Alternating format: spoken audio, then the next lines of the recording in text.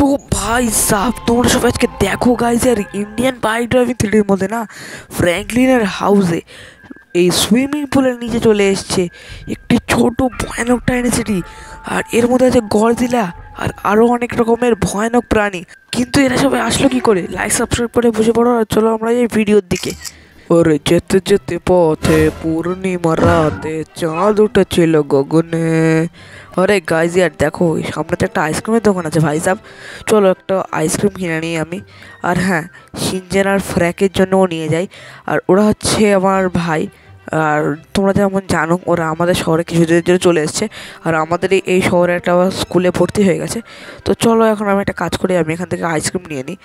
তো দাদা, কীরকম ফ্লেভারের আইসক্রিম আছে তো আপনার কাছে? ভালো হলে নেব। আরে তোমার শুধু কি ফ্লেভারের আইসক্রিম চাই সেটা বলো, সব রকম ফ্লেভারের আইসক্রিম পাবে। আরে তাই নাকি? তাহলে একটা চকলেট আইসক্রিম দিয়ে দাও, আর একটা ভ্যানিলা আইসক্রিম দিয়ে দাও, আর একটা যেমন পাড়া দিয়ে দাও ভাই সব, মনে পড়ছে না আইসক্রিমটার নাম। তো গাইজের এখন আমি বাইক থেকে ব্যাগ নিয়ে চলে এসেছি। আর এখন চলো আমি কি আইসক্রিমগুলো নিয়ে আসি।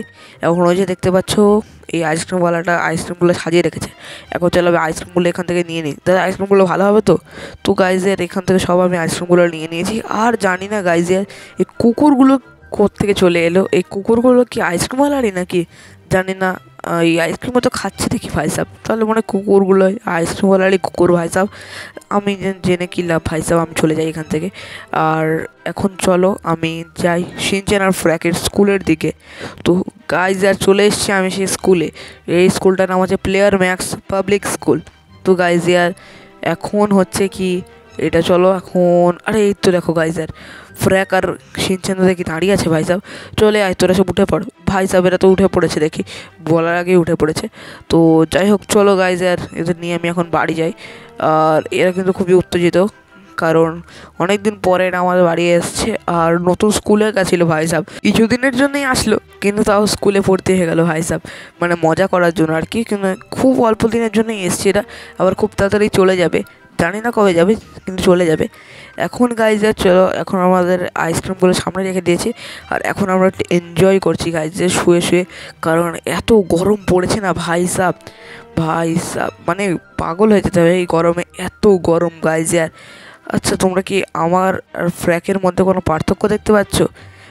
পারলে একটু কমেন্টও লিখে যাও তো গাইজ, আমি তো দেখতে পাই না। আমার আর ফ্র্যাককে পুরো একই রকমই দেখতে। তো গাইজে চলো আমি একটু ঘরে যাই। আচ্ছা একটা কাজ করে চলো, ব্যাগটাও নিয়ে যাই। ব্যাগটা এই ব্যাগ, এই যে ভাই সাহেব। আরে এই ব্যাগের নিচে কি ভাই সাহেব? এই ব্যাগের নিচে কি আছে?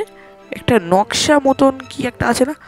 চলো এটাকে টেনে তুলি ভাই সাহেব। নকশাটা কিসের নকশা আমাকে একটু দেখতেই হবে ভাই সাহেব। কোনো গুপ্তধনের নকশা নয় তো? না না, গুপ্তধনের নকশা তাও আবার আমাদের বাড়িতে, কি ভাবা যায় এসব? তো যাই হোক গাইজার এখন চলো এটাকে তুললি আমি। আরে টানি ভাই সাহেব, এটা কেন তো কি জানি টানতে পারছি না কেন তুলতে। আরে শিনচেন কি দেখছি ভাই সাহেব, এত মন দিয়ে দাঁড়া না, এটাকে তুলছি ভাই সাহেব, দাঁড়াও গাইজের, এটাকে তুলতেই পারছি না। ফাইনালি ভাই সাহেব এটাকে কিন্তু আমি তুলে নিয়েছি। আর এটা কেমন ব্যাপার আমি বুঝতে পারছি না গাইজার, মানে কিসের নকশা কিছুই বুঝতে পারছি না, কেমন কিছু আঁকিবুকি করা। এখন এটা আমার বুঝতে গিয়ে মাথা ব্যথা শুরু হয়ে গেছে ভাই সাহেব। এখন এটাকে যদি বুঝতে পারে তাহলে একজনই পারবে, সেটা হচ্ছে আমার দাদু। এখন আমরা ঘুমিয়ে নিই, কাল সকালে আমরা দাদুর ওখানে যাবো ভাই সাহেব। এটা কেউই জানতো না যে আজ সকালই হয়ে গেছে দুটো ট্রেনের মধ্যে ভয়ানক ধাক্কা এবং এখানে একজন মারা গেছে। কিন্তু এটা কি, এই লোকের আত্মাটা তো দেখি ট্রেনের মধ্যে ঢুকে গেল। আর এখন কি হচ্ছে, এই ট্রেনটা তো দেখি ভুতুড়ে ট্রেন হয়ে গেল। আরে এই ভুতুড়ে ট্রেনটা যাচ্ছে তো যাচ্ছে কোথায়? এটা তো এখন যদি ভুতুড়ে ট্রেনটাই জানার, আর কেউ বলতে পারবে না এটা। তো গাইজের এখন হয়ে গেছে সকাল। আর ফ্র্যাক আর শিনচেনকে বাইকে বসিয়ে আমি এখন নিয়ে যাচ্ছি আমার দাদুর বাড়িতে। আর আমার দাদুর বাড়িটায় শহরেরই একদম খুব কাছেই আমার বাড়ির সাথে। তো গাইজের চলো এখন আমি দাদুর কাছে যাই। আর ওনাকেই গিয়ে জিজ্ঞেস করব যে এই ম্যাপটা কিসের, কারণ উনিই বলতে পারবেন, উনি খুব বুড়ো হয়ে গেছে গাইজের। তো উনিই বলতে পারবেন যে এই নকশাটা কিসের এবং কোথায় গেলে নকশার নকশাতে কী চিহ্নিত করা রয়েছে সেটা জানা যাবে। তো গাইজের এই যে দেখো দাদুর গাড়ি, দাদু ডিফেন্ডার কিনলো? কবে কিনলো ভাই সাহেব? আমি তো কিছুই জানি না। আরে দাদু দাদু শোনো শোনো ভাই সাহেব, একটা খুবই তাজা খবর আছে গায়ে। আরে আমার বাড়িতে একটা নকশা পেয়েছি। ওই নকশাটায় কি একশো আঁকি উকি করা রয়েছে, আমি কিছুই বুঝতে পারছি না। চলো তোমাকে দেখাই, তুমি বলো। তো গাইজের এখন দাদুকে আমি এটা দেখালাম। দাদু বলছে যে এটা নাকি আমার বাড়ির পাশেই কোথাও একটা আছে, কাছাকাছি। কিন্তু কিসের নকশা এটা, সেটা দাদু ঠিক বলতে পারছে না। তো এখন হয়ে গেছে রাত, আর দাদু এখানে ঘরে এখানে এসে কিছু একটা তো করছে ভাই সাহেব, বুঝতে পারছি। আরে এটা কি? এই ট্রেন, ওই সেই ট্রেন মনস্টারটা এখানে চলে আসছে। আর এই তো দাদুকে দেখো, এই তো খেয়ে ফেললো। এখন কি হবে? আরে ভাই সাহেব, এই তো দাদুকে কোথায় এনে ছেড়ে দিল। এ তো আমাদেরই শহর, কিন্তু এটা এত ভয়ানক মনস্টার দিয়ে ঘেরা কেন? এটা কি? আরে এখানে তো আমারই বাড়ি ভাই সাহেব, এখানে তো ভয়ানক মনস্টার টুংটুক সাউন্ড ভাই সাহেব। এগুলো সব এলো কোথা থেকে? আর এখন দাদুরা কি ফ্র্যাঙ্কলিনের ঘরে চলে এসেছে। বাট এটা কি? এটা ব্ল্যাক হোল টাইপের কি আছে? দাদু কি এটাই লাভ দেওয়ার চেষ্টা করছে? কিন্তু এটাই লাভ দিলে তো কিছু লাভ হবে বলে মনে হয় না। আরে কিন্তু দাদু তো মনে হচ্ছে সত্যি সত্যি লাভ দিয়ে দিল।